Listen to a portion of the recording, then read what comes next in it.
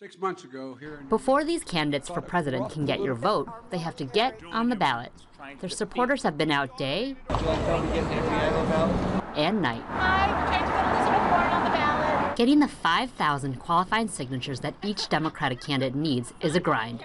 Petitioning, there is no doubt about it. It is granular, it's detail-oriented, it can be a pain, but it is democracy in action. So some volunteers are taking the tedium out of the task by getting creative about how they gather. A Bernie bar crawl. Something called a Pete-up. Yang gang hangs. We've been with the petitioners at the gallery openings of Chelsea, the bars of Williamsburg and the East Village, and lunch hour in Midtown.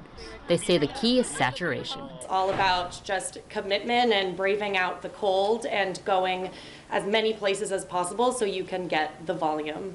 Most campaigns aim to collect thousands more signatures than necessary for the bragging rights, but also in anticipation of some entries being invalidated for violating the very stringent state rules.